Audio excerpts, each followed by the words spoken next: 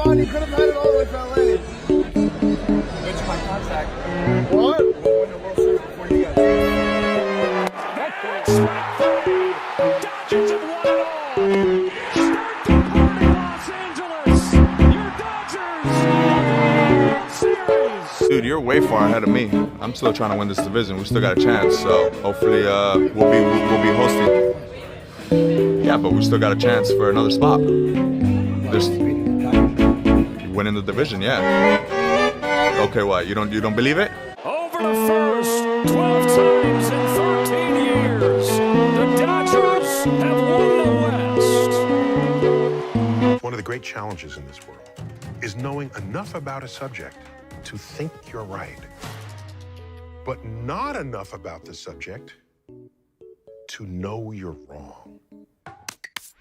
Thank you for being here, subscribed or not, Manny Machado or not, and if you haven't joined the 49% Elite Humans, consider hitting that button if you like the videos, as the Padres over the last few years have operated like meth heads. They cannot help themselves. They could care less about a future. They need that instant high right now. Juan Soto, bam. Aaron Judge, take our money. No, Trey Turner, he told us to piss off too. Xander Bogaerts, welcome to San Diego. Manny Machado, take every penny we have. You Darvish, you said you were what, 26? Oh, 36? Same thing with 6 more years. Mason Miller, awesome pitcher the Padres wanted to add to an already sick bullpen. The A's are like, we'll take 3 prospects for him. AJ Preller, the general manager's like, nah. Take 4. Preller was then like, okay, we still need some hitting. Baltimore's got some guys. Let's trade for both Ramon Laureano and Ryan O'Hearn. Orioles are like, we'll take 3 prospects. Padres are like, great, here's 5 prospects. When it was all said and done, the Padres sent away 10 prospects at the trade deadline and 14 players total. That's insane, and I said this at the time, but I respected it. It might be very stupid. I mean, I'm not the one getting paid to make these decisions, so who am I to fully judge? But at the end of the day, it's fun to see a general manager treat his job like he's playing MLB The Show. Like, imagine if every GM was all timid and treated it like it wasn't a video game. That'd be boring. We need AJ Prellers. But again, this does, of course, hurt the Padres' future, at least theoretically, putting all these chips in to hope it works out, so you better hope it works out this year. Well, what did work out was the pitching. That's what carried this team back to the postseason. As a team, they had the 3rd best ERA in baseball, and going down the line individually, it makes sense. Nick Pivetta had the best year of his career. Nice start to his contract. Dylan Cease may be the greatest pitcher with a 4.5 ERA ever. His other stats would tell you he got unlucky. Plus, he literally led baseball in strikeouts per 9. Like, he averaged the most strikeouts overall. Bro has elite swing and miss stuff. Overall, the rotation was solid, but it's the bullpen that was so sexy. It's as if the baseball god sculpted them himself. It was that good. Here's a way to describe how good. Jeremiah Estrada has some of the best swing and miss stuff in the game. His strikeouts per 9 was over 13. That's insanely good. Yeah, he might not even be top 5 in the bullpen. Robert Suarez led the league in saves. Mason Miller, of course, after arriving to San Diego, became basically untouchable. I mean, it was ridiculous, but they had to be as ridiculous as possible to compensate for an offense as mid as Zendaya. Fernando Tatis Jr. had a really good season. So did Manny Machado. The big 2, I guess you can call them, but they still weren't that elite. And overall, this wasn't exactly the Chris Brown of lineups, not hitting anyone that hard. So going into their series against the Cubs, the big narrative was get this thing to become a battle of the bullpens, because you get to that, now you're talking, even though the Cubs actually had a really good bullpen too. So I think these teams were pretty well matched, and actually the Cubs, I think, were a little bit better because of just how much stronger their offense seemed capable of being. But overall for the Padres, beyond just this series alone, look, they're of course a good team, they're a solid team.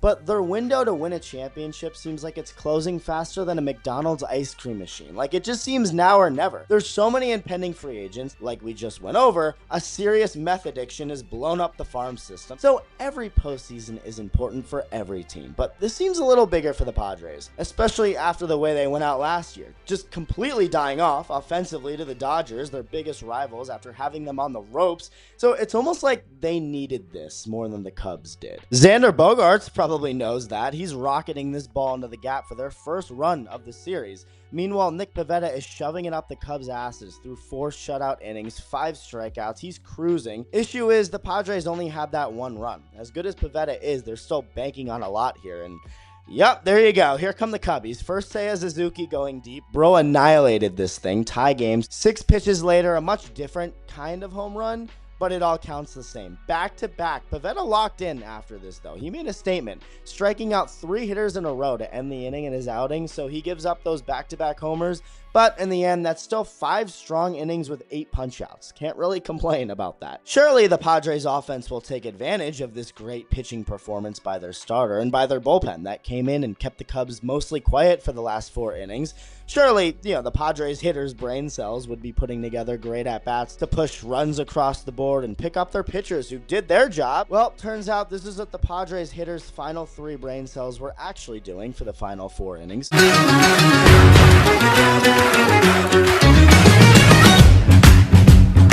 They go down 1, 2, 3 every inning from the 6th inning on. Starting from the 5th inning, 14 straight Padres were set down by Cubs pitching to end the game. That's more than half the outs in a game.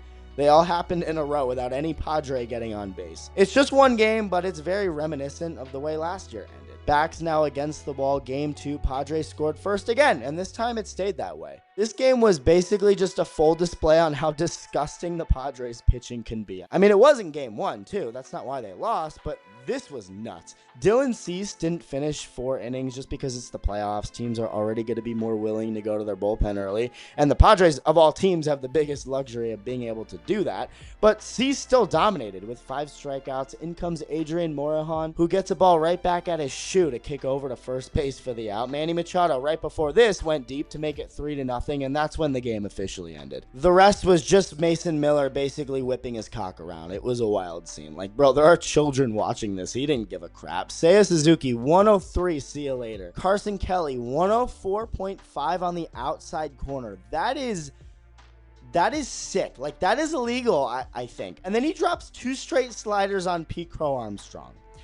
Yeah, how about a couple more? Dansby Swanson, see ya. 103, next hitter, pinch hitter, doesn't matter. Slider, swing, and a miss. I mean, the literal only way to get on base at this point off of Mason Miller is to pray he hits you. And that's exactly what happened to Michael Busch. This slider just slides too much. In comes Robert Suarez, who gets Nico Horner to line out. Tatis with a nice play. 9th inning, Kyle Tucker, 1 out base hit. Then Suzuki works a great at-bat just to ground it right to Xander for 2. Ball game. Now it's win or go home. And that Yu Darvish contract isn't looking so good. He gives up 4 hits, even hits someone. PCA drives home the first run. Doesn't crush it, but it's enough. 1-0. Out goes Darvish. In comes the pen, and Jeremiah Estrada immediately walks Dansby Swanson. 2-0 Cubs. Still bases loaded. Still nobody out. This looked like it was about to become a total disaster until Matt Shaw strikes out. Then Michael Busch hits this ball hard, but Luis Ariz makes a nice play. They somehow turn 2 on this. That is big league stuff right there. Ask your local high school team to try and make this play. That's huge. This keeps things at 2-0 when it looked like it was about to be 6-0 or something.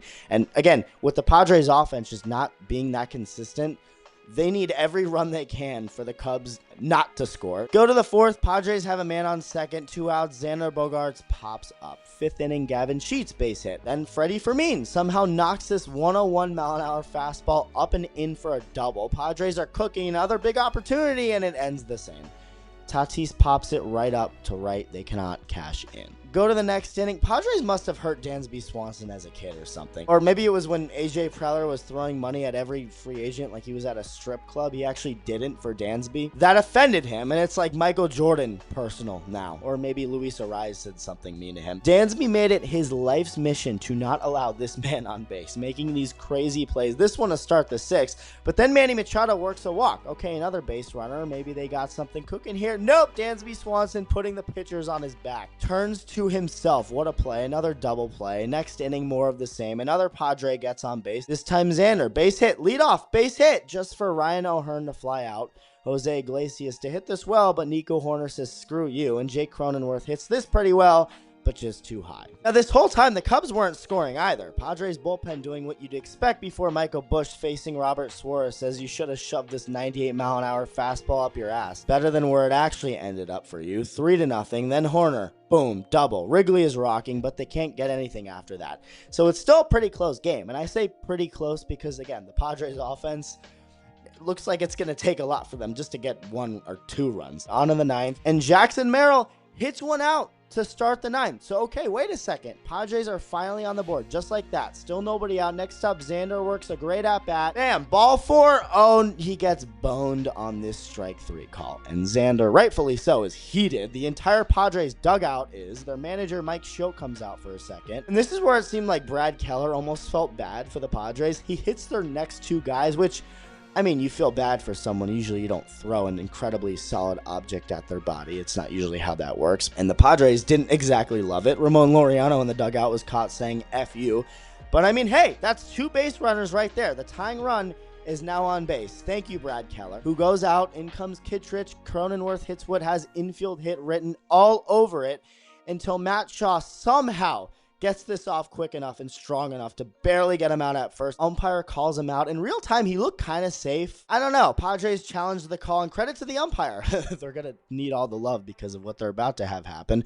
But the first base umpire was on this call, clearly out on the replay. Shaw's throw was just a bullet. And with the entire season on the line, up comes one of the players the Padres actually added at the deadline, Freddie Fermin, who already has 2 hits on the night. And he swings at the first pitch he sees, hits it well, but straight up in the air for Pete Crow Armstrong to easily make the final grab.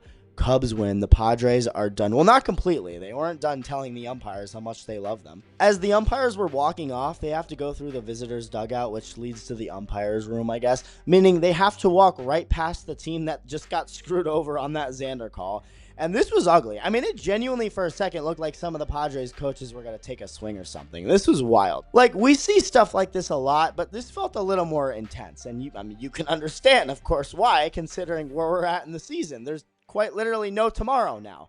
And look, I'm going to get a little ahead of myself on this one and admit I might be a little ignorant on the Padres moving forward. I mean, considering the way the Blue Jays turned out after looking to be in a lot worse spot than the Padres, who knows what will happen. But the Padres, they just have so many guys becoming free agents. Again, the meth heads exploded the farm. So much money is going toward players who just may not be that great.